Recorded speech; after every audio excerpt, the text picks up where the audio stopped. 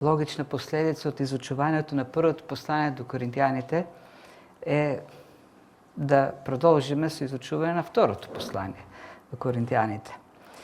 Во уводните проповеди, можеби во првата од првото послание до коринтијаните, спомнав дека тоа послание не е од популарните.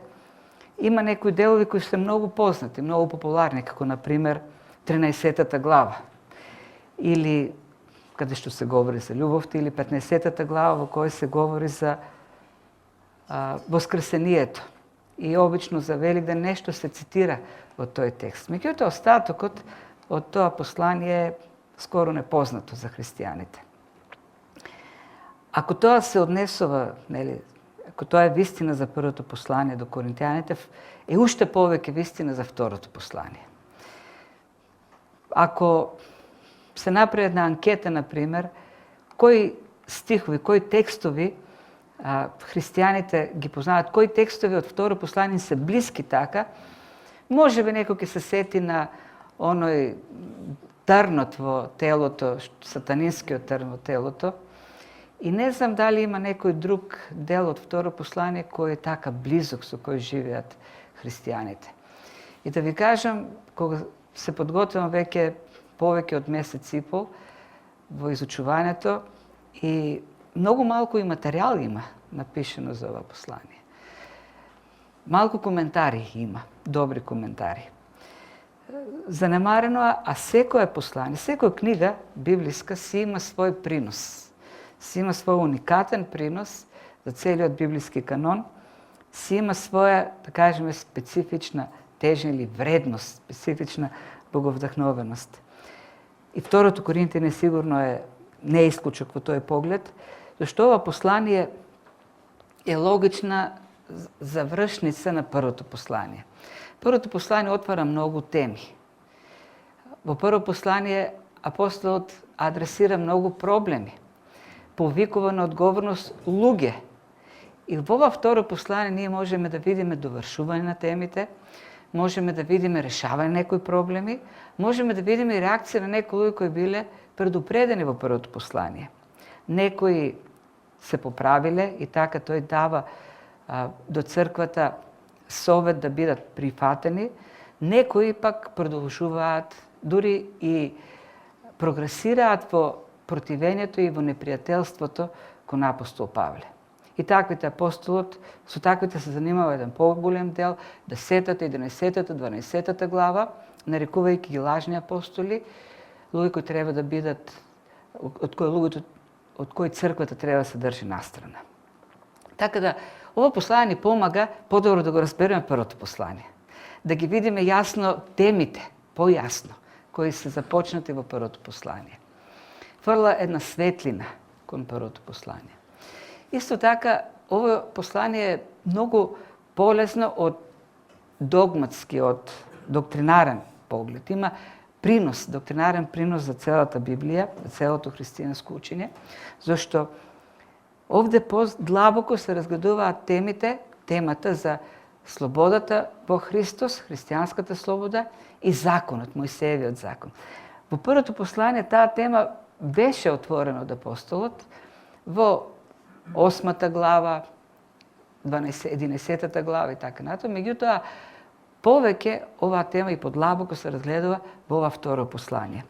Исто така, овдека е уникатно од тоа послание, бидејќи не многу се присуства она дилема или прашање за христијаните што се случува од смртта до воскресението, или таа меѓусостојба на верните од нивното упокојување во Христос до нивното воскресение, телесно воскресение. Така да, ова послание во 4-та глава и таа тема ја разгледува, ја разработува. Во оние рамки кои што ние можеме да кажеме нешто без да отидеме во шпекулации. Имаме специфични информации исто така за Христовиот суд. На крајот на 5-та глава апостол Павле вели дека сите христијани, сите ние ќе застанеме пред Христовиот суд. Не станува збор за белиот престол, оној суд кој е за вечна осуда, Павле вели дека сите ние за она што сме правили во тело, добро или зло, ќе си дадеме сметка пред Христос.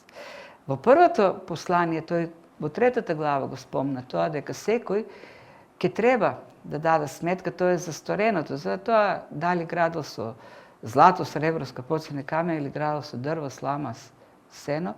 А во второто послание тој кажува веќе специфично за Христов суд или бема или вима, поново, така наречено. Сите ние ќе одговара. Така загаднува некои догматски теми кои, например, на други места ретко ги гледаме.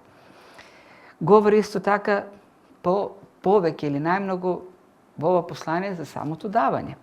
Заврши првото послание со тоа дека треба да дават на нивните собирања првиот ден од седмицата, во неделите кога се собираат, а овде дека тој поопширно пишува, спомнувајќи некои цркви како тоа го прават, тоест давајќи за пример некои цркви.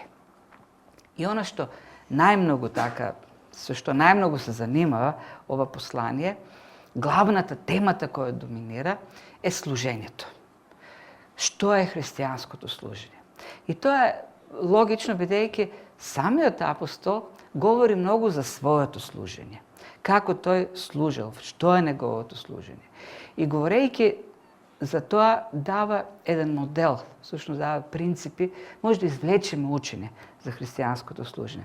Тој е принуден да говори за своето служење, зашто е нападнат, зашто е обвинуван. Противниците кои уште повеќе се ожесточиле после првото послание, барале на секаков начин да го дискредитират, да го нападнат авторитетот, апостолскиот авторитет што ги има апостолот, да го нападнат неговото учење, да нападнат неговата служба. Го обвинуваат за непостојанство, го обвинуваат за недржење на зборот, го обвинуваат за суровост, тоест нападнате за зборовите што ги пишува, за нападите што ги опатува во првото послание. Апостолот се отвара некако во ова послание говорејќи за себе. Така да, ова послание, во тој аспект погледнато, во ова послание апостолот најмногу говори во споредба со сите останати послания. Тој, всушност, она што доминира во посланието е говорењето за него. Тоа е некакво биографско послание. И ова послание го открива апостолот во поинаква светлина. Го открива во една многу човечка, така да кажеме, светлина. Во другите посланија Павле е апостолот. Човекот кој е повикан и се држи до повикот. Во другите посланија Павле е теолог, кој представува христијански доктрини. Пишува во Римјаните, го изложува, може да кажеме, изложува суштината на христијанството, учењето за благодата.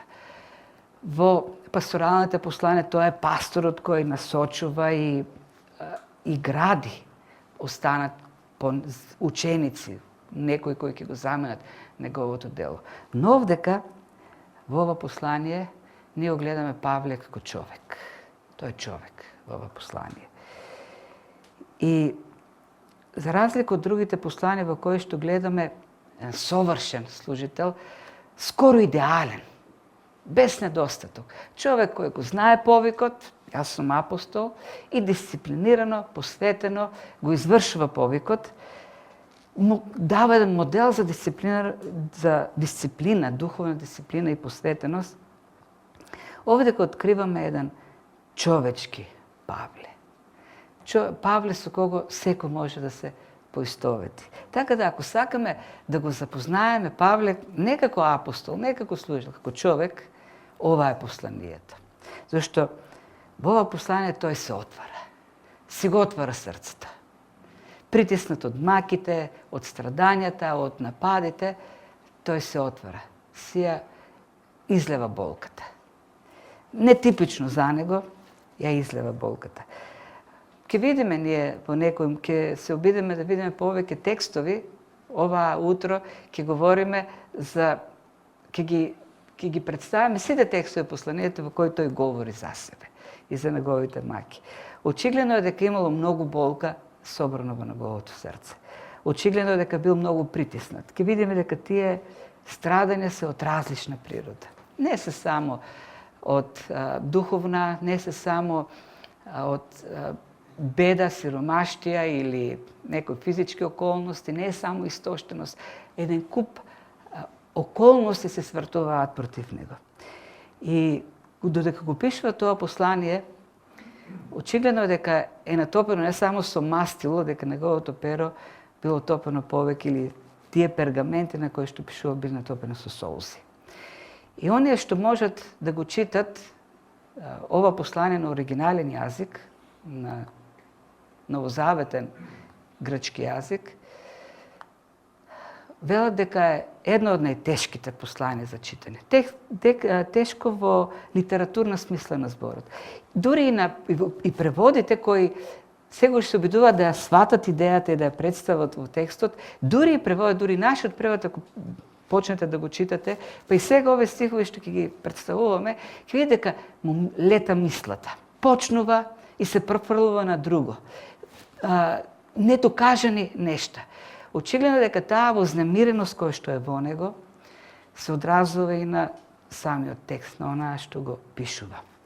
Очигледно е дека тоа разочарување кое го има во него, дека таа болка која му тежи се одразува на мислата. Не може да се концентрира. Едноставно излегуваат зборовите и тој ги пишува во ова послание. Но од друга страна пак во ова послание гледаме и некак неголема близина на Павле и меѓу Павле и Бог. Уште на самиот почеток, во првите стихови, Бог го нарекува татко, во нашиот превод е отец, татко на милосрдноста. И продолжува татко на милосрдноста и Бог на секоја утеха. Ако ако слушавте внимателно поведните зборови, тој се обреќа кон таткото на милосрдноста и Бог кој е Бог на секоја утеха. Исто така, во ова послание, ние можеме да видиме еден слаб Павле, зашто тој за себе вели дека е слаб, но во кого Божјата сила действува изобилно, Божјата благодат.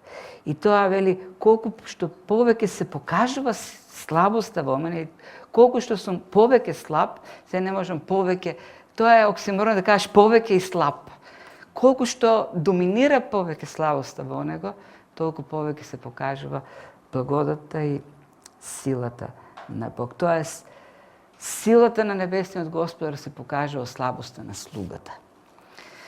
Така да, откривањето на срцето на Павле во ова послание и навлегувањето во неговото срце ни помага да откриеме што има во тоа срце. Во тоа срце се открива силата на Христовото воскресение. Тоа што во самиот почеток почнува со тоа, со воскресението. Ако во Ефесијаните во првата глава се молеше Бог да ги отвори очите на светиите, да можат да ја видат надежта, богатство на светиите, која се состои во Христовата воскресенска сила, тука во тоа послание, во неговото срце можеме да видиме таа воскресенска сила. Така, тоа е нешто како така најопшто кажано, како принос кој ова послание го има, што го дава во целиот тој библиски канон, една полза која ние ќе можеме да извлечеме додека го изучуваме ова послание во месеците, не знам колку време што доаѓа, ако нели е Божјата волја. Тоа е, нели, така најопшто. Треба да кажеме нешто, едно добро изучување вклучува историски контекст и тука во историскиот контекст не можеме да не го вклучиме и првото послание, тоест не можеме да не го вклучиме у самото основање на црквата во Коринт. Црквата во Коринт, тоа веќе го спомнавме, ама ќе се потсетиме, е основана на крајот, тоест во последниот дел, последната етапа од второто мисионерско патување на апостол Павле. Тоа мисионерско патување почнува некаде средината, првата половина на 50-тите години. Тоа мисионерско патување тој го започна со Тимотеј Сила, се придружува Сила во текот на патувањето. Целта на апостол Павле е повторно да се движи како првото патување во Мала Азија, во Азија. Тој нема намера да се префрлува во Европа. Ги посетува галатиските цркви и сака да продолжи северно во Мала Азија. Меѓутоа Светиот Дух го спречува и му вели оди на запад. Нема да се вртиш овде во круг, ќе одиш на запад, ќе одиш во Македонија. Мусјава се казвате македонец, и оди во Македонија и таму ги оснива во краток период од време, не се задржува многу во Македонија, ги основи црквата во Филипи, во Солун, во Берија и се симнува на југ кон Грција, Ахаја. И во Грција основа само една црква. Интересно е тоа сега, да го кренеме нашиот патриотизам, во Македонија успева за кратко време, не повеќе од месеци нешто, 3 цркви, додека во Грција за година и пол основал само една црква во Коринт. Останува малку време во Атина, гледа дека нема можности, но можностите се отвараат во Коринт. Во Коринт останува година и пол, се гради црквата таму и се враќа во Антиохија. Антиохија за апостол Павле е неговата матична црква. Тој во Антиохија е избран за служител, повикан. Во Антиохија прв пат е пратен на патување и секој негово патување го почнува од Антиохија и го завршува повторно во Антиохија.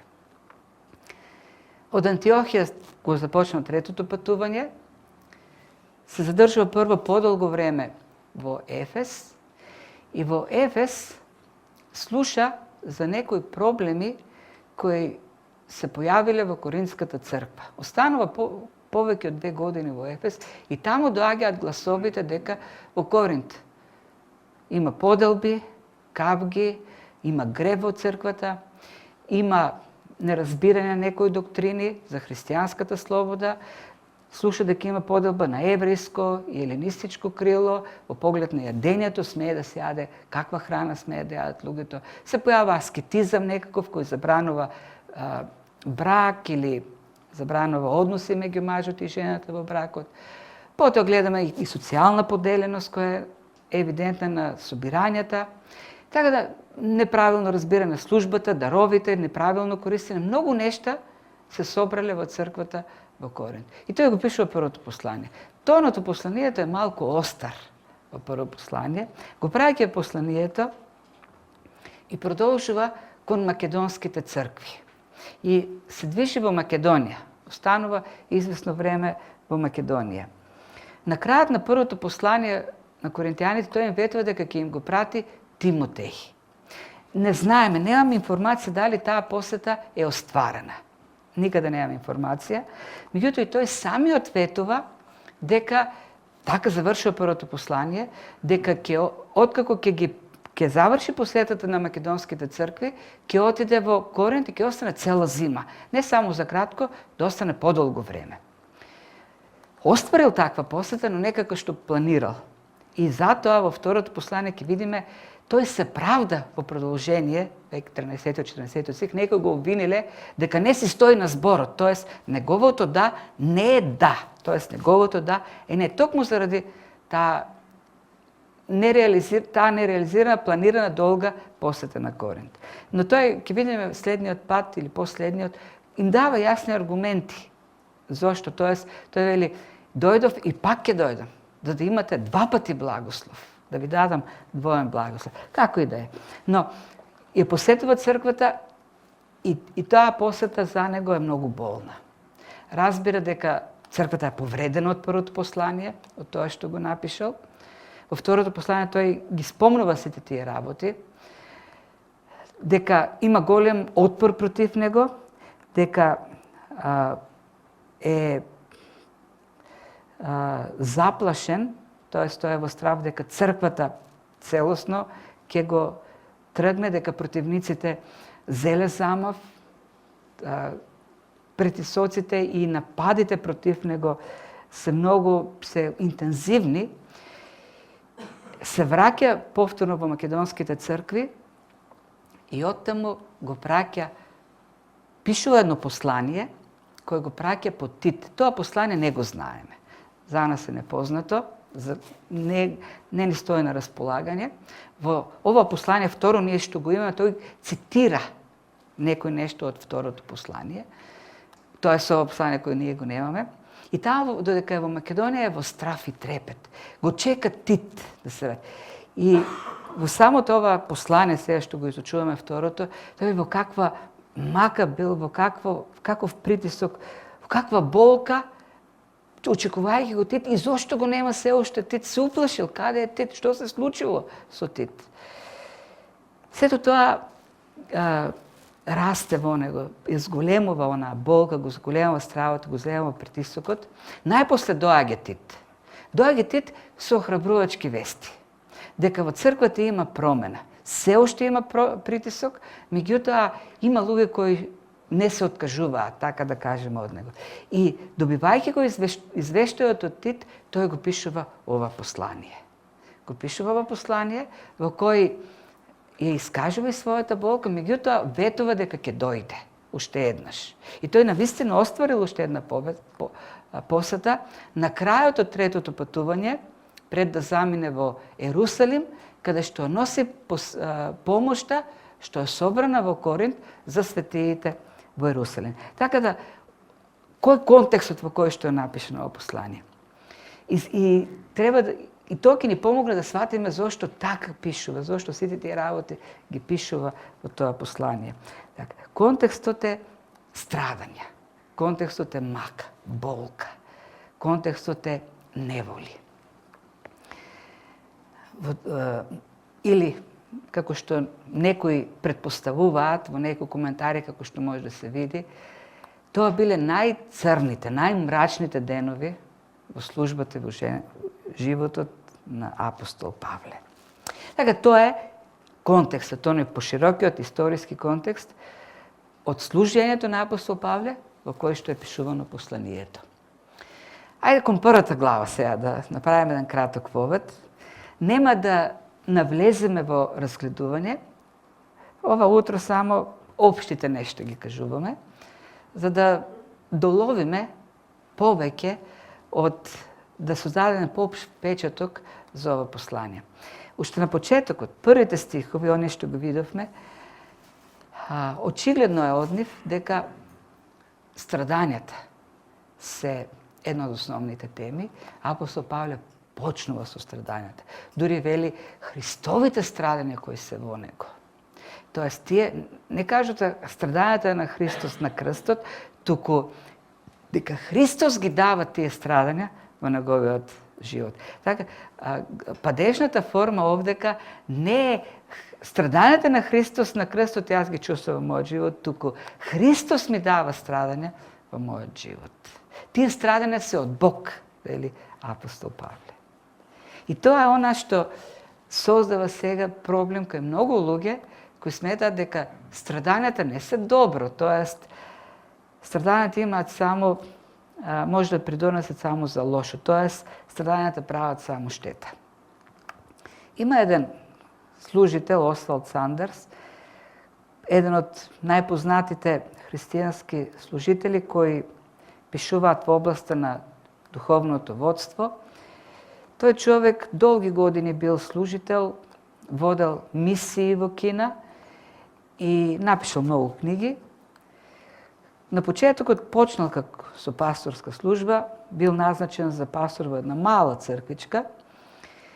Во таа црква на бината, до бината имало врата која водела кон една мала просторија која била за проповедникот, за проповедниците. И после првата служба, после првата проповед, отишол после проповедта во таа просторија. Луѓето се збореле, имало некоја грубичка овдека, близо до просторијата.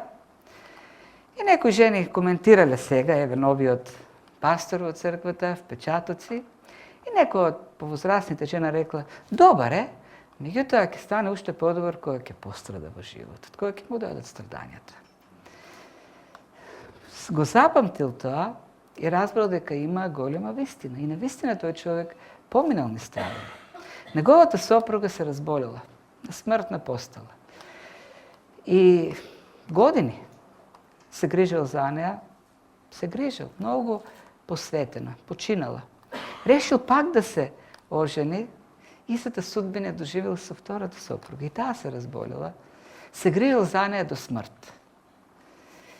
Тръгнал да служи во мисија и дошло писмо од неговата внука дека е сама, нема кој да се грижи за нея и дека е болна на смртна постела. И оставил службата и тръгнал. И за нея се грижил до незината смрт. Не знам дали сте се грижеле за човек на постела. Татко ми беше 6 години така. Страшна работа е. Не знам дали има нещо по-тежко от това да се грижиш за човек кој не може да се грижи за себе си, кој е во кревет и се во неговиот кревет. Тој човек се грижил многу, од години за такви луѓе. И станува еден од најпосветените, еден од најавторитетните служители кои можат да говорат за духовното водство, за духовните војни. Некои луѓе, како што кажа, гледат на страдањата како на штета, како на нешто лошо. И те не можат да разберат како може Бог да дава лоши работи. Како Бог може да даде страдање на добри луѓе. И сега, во нашиот христијански контекст, ние би кажале како може да дава страдање на христијани, на Божите деца. Ова реченица не зошто, туку кога лоши нешта се случуваат на добри луѓе, а популаризира еден еврејски равен, Харолд Кушнер, кој напиша книгата со тој наслов. Кога лоши нешта се случуваат на добри луѓе. И тој таму ја поставува таа дилема. Тој вели, нашето учење за Бог е дека тој е добар, но и дека е семокен. И сега, страдањата на невини луѓе, тој овдека мисли на мали дечиња кои умираат од болести. Како е можно Бог да биде добар, да биде семокен, а во исто време да дозволува такви страдања? И тој решението го бара во преразгледување на учењето за Бог, на неговите атрибути. И тој вели, или Бог не е добар, или Бог не е семокен. Тоест, би го решили тој проблем и тој вели, взима првата варијанта. Бог е семокен, но Бог не е добар. Тој сака и ужива да гледа како луѓе страдаат. Тој не ги зачува, тој не ги оттргнува страдањето од луѓето, зашто едноставно тој не е добар Бог. Другата алтернатива која тој предлага е да кажеме дека Бог е добар, но тој не е мокен. Доаѓаат страдања и тој не може да ги зачува своите луѓе, не може добрите луѓе да ги зачува од страдањата. Затоа вели, Бог е добар, но тој не е семокен. Тој е мокен, но не може да ја контролира секоја ситуација. Има ситуации кои се надвор од неговата контрола. И неговиот заклучок на крајот е, јас не можам да се поклонувам и да величам Бог кој е семокен, а во исто време дозволува да страдат невини, т.е. дозволува да страдат мали деца од болести, од било какви други причини. Затоа, мене ми е лесно. И јас можам да се поклонувам единствено на Бог, кој го мрази страдањето, меѓутоа не може да го елиминира. И тоа е Богот во кој јас верувам и се поклонувам. Проблемот е во тоа што во сите тие случаи се тргнува од претпоставката дека страдањата се нешто лошо. Тоа е појдовната точка. И во христијанството многумина тргнуваат од таа точка во современите христијански учења и се обидуваат да ја решат таа дилема.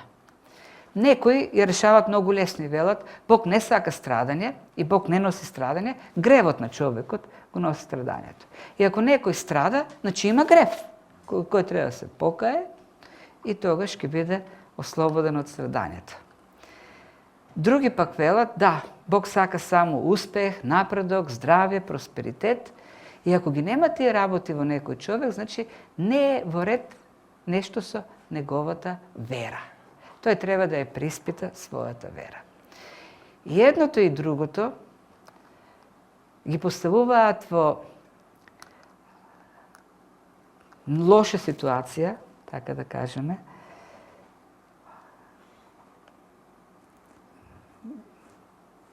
верните луѓе на кои што им треба помош во моментите кога страдат. Тоест, таквите учења, како Јов, како пријателите на Јов, изфрлаат вината врз страдалниците и ги лишуваат од помош страдалниците во време кога имаат најмногу потреба од помош. Тоа го направија пријателите на Јов, кои дојдоа кај него, молча неколку дена, на краја рекоа: ти си многу грешен. Ти си бил многу грешен. Зашто кај се видело праведен човек да страда. Така да, ова послание и овие почетни стихови ќе ни дадат многу, ќе ни помогнат многу да видиме зошто Бог ги дозволува страдањата кај неговите луѓе. Уште на самиот почеток, следниот пат ќе видиме неколку нешто тој изредува, изнесува од тие воведни стихови. Страдањата му се добро познати на апостол Павле. Многу му се добро. Или немал вера човекот, или бил многу грешен според учењето на некои луѓе. Така да има разочарување, има неспокојство, има физички товари, така натаму. Темни ден, мрачни денови. Во 7 глава 5 стих вели: кога дојдовме во Македонија, тоест кога се вратил од Коринт, таа негова прва посета, после основањето на црквата, вели: кога дојдовме, никакво спокојство немаше телото наше. Од секаде бевме притеснати во маки. Однадвор борби, однатре страв. Павле имал стравови. Големиот Павле. Оној кој го каменуваа, го убија, го изнесе од град, тој пак се врати во град. Ние се велиме, овој човек сигурно бил лут. Не, бил стравови однатре. За ситуацијата во Ефес, додека бил во Ефес тој ги слуша информациите за црквата во Коринт. Вели: браке, не сакам да ја затаиме, уште на почетокот на посланието, второто послание до Коринјаните, во 8 и 9 стих, вели: не сакаме да ја затаиме неволјата што нас најде во Азија, дека бевме оптоварени прекумерно, дури преку нашите сили. Ние не се надевавме ни живи да останеме. Туку сами во себе ја примивме смртната пресуда, за да не се надеваме во себе туку на Бога кој ги воскреснува мртвите. Тој ни избави од таква страшна смрт, а и уште не избавува, во него се надеваме дека и уште ќе не избавува. Овие зборови велат дека имало момент во кој што, додека бил во Ефес, кога тој кажал, тој и неговите пријатели: готово, ова е крајот. Од ова нема извлекувани живи. Ни дојде крајот, но се надева Христос ќе не воскресне. Тоа е нашата надеж. И тоа не само што очекуваат крај, туку тој употреба фраза, вели: таква страшна смрт во 10 стих. Не само што гледале дека крајот им доаѓа, туку тој крај е страшен крај. Може би мисли на случката кога златарите во Ефес го организираа народот против Павле, кој уништи златарскиот бизнис во Ефес. Кога рече дека Дијана, нивната божица, нема сила, е лажна богиня, дека треба да веруваат во Христос, и луѓето престанаа да си порачуваат идоли од златарите. И тие организираа златарите бунт. Може би тоа не знаеме, но Павле вели дека не само што имале смртна опасност, не само што е дека страшна била опасноста од смрт, страшна смрт, вели таква или толку страшна смрт. И е готово крај, но тоа е тоа, Бог ќе не воскресне. Веруваме во воскресението. Лука пишува во делата на апостолите за сите опасности со кои што поминувал апостолот, меѓутоа тоа е само врвот на онаа санта лед. Павле овдека многу повеќе и многу појасно пишува, кога вели, например, во 4 глава, 8 и 9 стих: од секаде сме огнетувани, но не сме потиштени. Во недоумица сме, не губиме надеж. Тоест се колебаме, веќе не сме сигурни. што е што. Но не губиме надеж. Не гонат, но не сме напуштени. Не кутнуваат, не соборуваат, не газат, но ние не пропаѓаме. Вели, во се препорачуваме за служители Божи со големо трпение, во неволи, во нужди, во тегоби, во удари, во затвори, во бунтови, во напори, во бденија, во пости, со чистота, со знаење, со трпеливост, со добрина, со Духот Свети, со нелицемерна љубов, со проповета на вистината, со сила Божја, со оружјето на правдата во десна и лева рака, со славата и срамот, при укори и пофалби, не сметаат за измамници, а ние сме вистините, за непознати, а добро сме познати. Не држат како да сме на умирање, а еве живи сме, како казнати, а не умртвени. Не нажалуваат, а ние сме секогаш весели. Не сметаат за бедни, а мнози не обокатуваме. Како ништо да немаме, а се имаме. Понатаму продолжува во 11 глава, кога прави според меѓу него и лажните учители. Служители Христови ли се? Во безумство зборувам. Јас сум уште повеќе. Во напори, изобилно во затвори, изобилно во камшикување, прекумерно во смртна опасност. Од јудејците примив 5 пати по 40 без еден удар. 3 пати сум тепан со стапови, еднаш каменуван, 3 пати претрпев бродолом и ноќ и ден помина во длабоко море. Многу пати сум патувал, сум бил во опасност од реки, во опасност од разбойници, во опасност од сонародници, во опасност од незнабожци, во опасност на градови, во опасност по пустини, во опасност по море, во опасност меѓу лажни браќа, во труд и мака, во често неспиење, во глад и жет, во многу постење, на студ и голотија. Тоа се се маки предизвикани од луѓе. И продолжува во 12 глава, како тоа да не му е доволно, и вели, и за не се превознесувам со премногу откровение. Во телото ми се даде трн, ангел сатанин, да ме боцка по лицето, да не се превознесувам. Затоа 3 пати го молев Господ тоа да го отстрани од мене, но тој ми рече, доста ти е мојата благодат, бејќи мојата сила се покажува потполно во слабоста. Затоа со многу поголема радост ќе се фалам со своите слабости, за да се всели во мене силата Христова. Затоа уживам во слабости, во навредување, во маки, во прогонување, во тага за Христос, зашто кога сум слаб, тогаш сум силен. Ги дадов сите ове сцени. Во тие сцени тој говори за глад. Значи, говори за физички некои околности, низ кои поминал. Глад, жет, студ. Говори за физички напади врз него. Тепања, камшикувања. Говори за телесни проблеми во самиот него, слабости телесни, болести. Тоа е болести. Колку и да занемарува. Тој од болести страдал. Преданието вели дека постојано бил болен. Постојана опасност за животот, вели, постојана опасност од животот, предавства и лажни обвинувања. Во второто послание видиме исмевање неговата интелигенција, исмевање неговата способност да говори. Велат, во писмата е слаб, ама кога ќе дојде, тоа е никаков. Проповедите му се за ништо. Неговиот капацитет е исмеван. Неговиот апостолски авторитет е ставан под сомнение. Луѓето велеле, кој ли? Кога овој бил се апостол? Тој не е апостол. Кај беше кога апостолите беа со Христос? Тој тогаш ја гонеше црквата. Тој не може да биде апостол. Зашто не е еден од 12-те.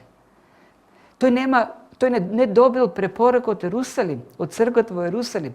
Неговата црква во Антиохија. Ако некој вистински апостол треба Ерусалим да го прати, што овој не доаѓа од Антиохија, од некоја таму паганска јазичка црква? Од секој поглед. И на сето тоа, последното го додадов, на сите тие напади и сатаната се вмешува. Сега ќе се каже голема работа. Сатаната. Сатаната е нашиот противник. Знаете ли колку пати сатаната нападнал некого во Библијата? Може би повеќе, меѓутоа ние знаеме само за неколку случаи. Да, ние сме слушале за демони, за искушение на походта на светот и така натаму. Меѓутоа сатаната го гледаме како директно нападе во Еденската градина, Адам и Ева. Потоа го гледаме дури во случајот со Јов. Во Јов, најправедниот човек. Потоа го гледаме во пустината кога Христос постеше 40 дена. Потоа го гледаме кога Исус рече и треба да одам во Ерусалим, таму да ме убијат. и да воскресам на третиот ден, и Петар рече нема да дозволиме, и тој рече бега од мене Сатано. Тука гледаме како Сатаната го напаѓа Петар да го спречи Христовата смрт, и го гледаме овдека. Павле вели, јас бев директна мета, цел на Сатаната. Сатаната ме напаѓаше мене. Целата на Сатаната беше да го уништи Павле. И духовно, и физички. Така да, кога Павле ни пишува во првата глава за страдањата, не пишува некој теоретичар. Пишува човек кој во се, буквално во се, бил изложен на тоа. И на крајот сепак вели, благодат, покрај сето тоа, вели благодат и мир од Бог Отецот наш и Господ Исус Христос. Благословен нека е Бог и Отецот на нашиот Господ Исус Христос, Отецот на милосердноста и Бог на секоја утеха.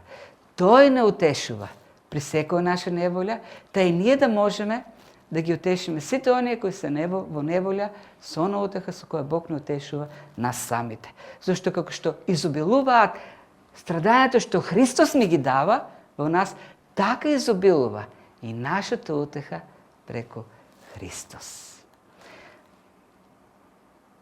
Не пропуштајте ја следната епизода, следната недела.